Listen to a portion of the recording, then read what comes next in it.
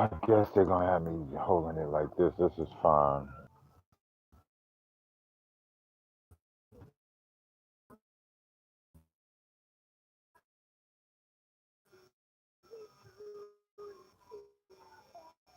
So, all right, just keep up this news.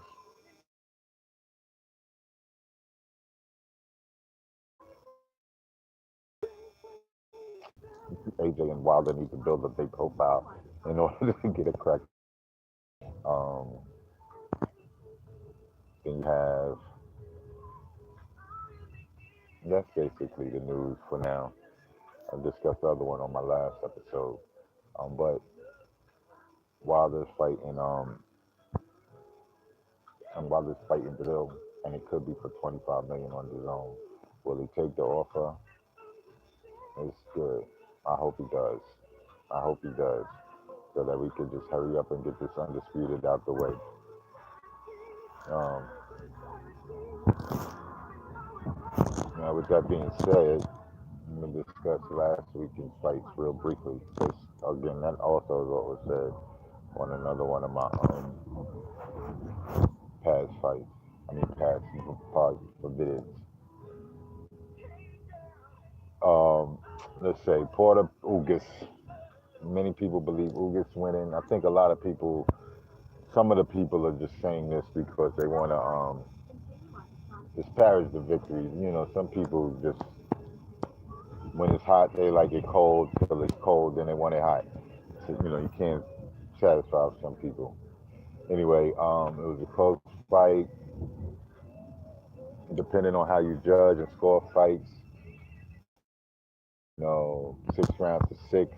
I don't understand how somebody could say, I could see a draw, but I don't see Porter winning.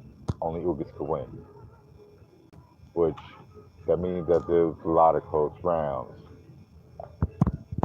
Yo, anyway, most of the people that say that they're not always consistent with their logic anyway. So it is what it is. It's just something else to talk about and fill up the headlines and clickbaits about. Porter won. He successfully defended it against his mandatories. He probably won't be due to face another mandatory for another year. So he's saying that he's gonna be out in Vegas, in Texas, to see the Mikey fight, be in the audience. They said Pacquiao's gonna be in the audience. They said Keith's gonna be in the audience. So um, hey, maybe even Bud might even come through. But these boxing wars is funny. So Porter won, and Efe Onaba just destroyed Amir Mansour. Too bad for Amir Mansour too, because he's had a rough break of it with his life. Hopefully, he stacked up enough money to open up a barber shop or something, a boxing gym or something. Um, so anyway, with that said, that was the Fox card basically. The Zone had a card. Devil versus Joe Smith Jr. Jr. He's really just an average skilled guy. He overachieved because he has power. He does have power, and he had cracked Fonfara. Fonfara he couldn't get back to it, so he lost. And that fight got him the B Hop fight, which B Hop was on the way out. He's 50 something years old. Um, you already knew this was a top fight, and he was old and slow, and still took Joe Smith 8 rounds before he knocked him out the ring. So, I never really rated Joe Smith that well. Sullivan Barrera, I think, broke his jaw. He's a tough guy. Will fight on and all of this stuff, but I don't really rate him that high. Um, but somebody who I rate even lower, Sean Monahan, was on the undercard, Colin Johnson, and that wasn't any too much better. Um, Colin Johnson destroyed Shawnee Monahan within 2 rounds. Shawnee Monahan isn't that good, but maybe Joe Smith and Shawnee They be having these fights at the Huntington. Joe Smith, Joe Smith at least got the win over B Hop that he could rest his head high on. You know, Joe Smith and they should fight each other on a maybe a Barrera versus Brown. I don't know. Like if I was what he fights on that's available to him, but Turbiev, Vic, and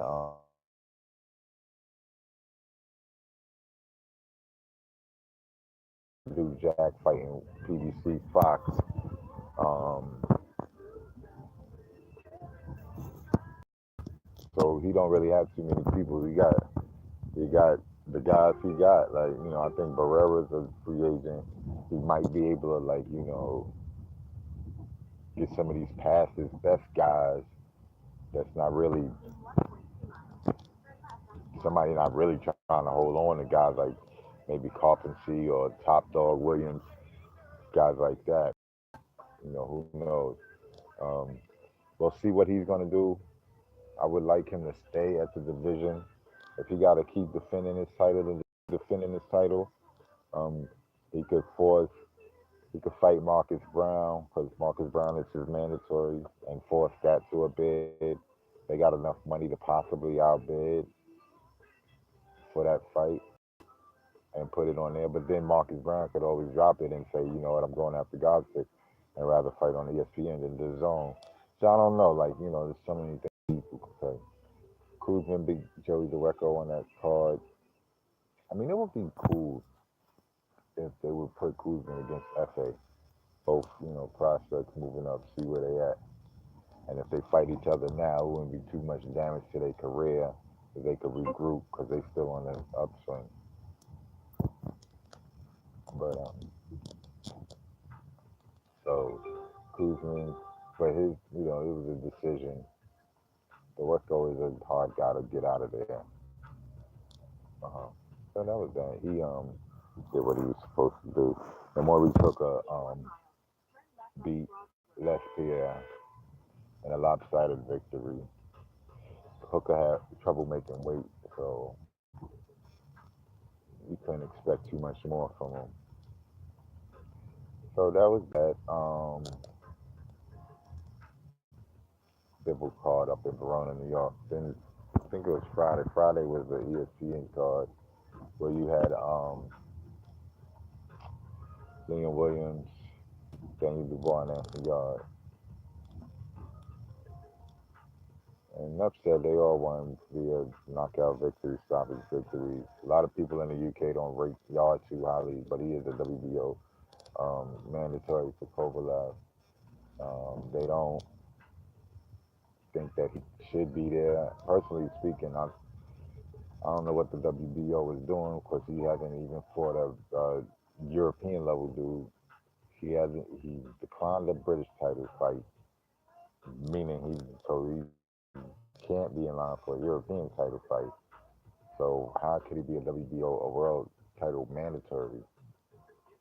It should be some type of consistency. You should be able to beat a regional, national. You should be able to be put in certain positions. Unless, of course, you're a champ from a lower division and then you move up. And I can understand that point, where you could grant a title shot. But anyway, so that was that. Daniel Dubois, he beat Rajon Kajanya. I'm saying he should fight guys like maybe Jared Washington next, maybe even Joey DeRecco. Maybe he could fight Joey DeRecco and see if he can knock out Joey DeRecco. But I don't know. Bob Arum, so I don't know if he even could fight him. But then you got Liam Williams won a British welterweight title. Middleweight title. Now he lost to Liam Smith twice, who lost once he got against Tanguia, respectively. Obviously a junior middleweight, but this is the middleweight title that he won, British title. What could he do to could he it should get him some type of ranking in the WBO somewhere. So would he be able to fight Andrade, that could put him in a position to get Andrade, and then possibly a bidding war could go on. Or, I mean, I don't know if anybody would even hold on. Certain guys, just because they align, don't mean that they will be like trying to hold on to them. You know, like we've seen Hooker lose a bid to Bob Arum and them, and he went on ESPN, defended, calling it a day. Try to wrap this up real quick. So that was this past week's fights. This upcoming thing is pay-per-view. Check out Phantom Events if y'all don't want to pay the $75. You can go see it in your local theaters. Just go to Phantom Events, FATHOM events, and check it out. They'll put it in your zip code or whatever the case is. They got the fight in the theater. That's what I plan on doing. I like the theaters anyway. You know, you get to see, you get to enjoy the fight with other people. You know, it's semi like going to a actual fight. I like to say because you know you be next to people you never known before, but they like fellow fight fans, so you get to converse and see and enjoy fight fans. You know, opposed to watching it at home and people that might be coming over or whatever. They not a lot of my people they don't. But so that was that fight. I think David Benavidez is fighting on that card. David Benavidez is fighting on that card. Fighting Jelly and Love. Charles Martin is fighting. Chris Ariola is fighting. And I fucked Martin easily. However, the Ariola fight might be more close. And Ariola is a so the Martin fight really should. The Ariola fight is gonna be a good fight. And yeah, they had a press conference for the this Tevin Farmer card this Friday. Tevin Farmer is fighting Junior Cairo, and Gabe Rosado fighting Maurice Selecki, and Katie Taylor fighting on that card, and Hank Lundy fighting on that card. They had a little beef with Hank Lundy. Had a little, there was some words between him and his opponent, and the same thing with Kevin Farmer between him and Daniel Carroll. They had little words or whatever the case is. He's saying he's gonna smack them. They had to separate them and all of that. So that the way in tomorrow might be interesting. We'll see him fighting. That one is on be on DAZN on Friday. It's gonna be in Philly, so that's cool. Y'all dudes need to get DAZN $9.99 first month free trial. You can't beat the price. I figured it like this, man. I blow like $10 within a month on throughout the course of the month of things that I can't even recollect of me spending every single $10 I did. So why not just spend $10 on something that I love, which is boxing?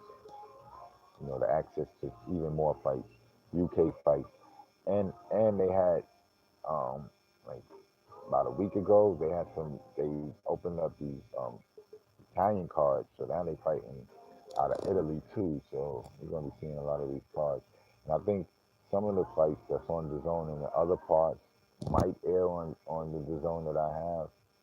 Depends on who they got contracts with. Because, like, I know Murata fights on the zone in Japan, but he fights on ESPN here in the U.S., so he wouldn't be on the zone U.S. It might be harder to get him on the zone U.S. I'm not going to say he won't. All right, so that's that with him. Then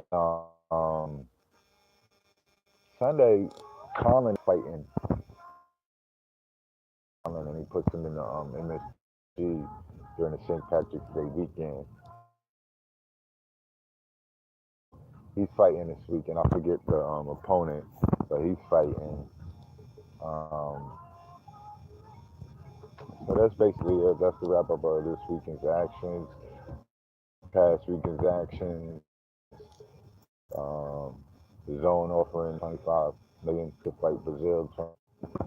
Yeah, they got some fights coming up this weekend, and join my Facebook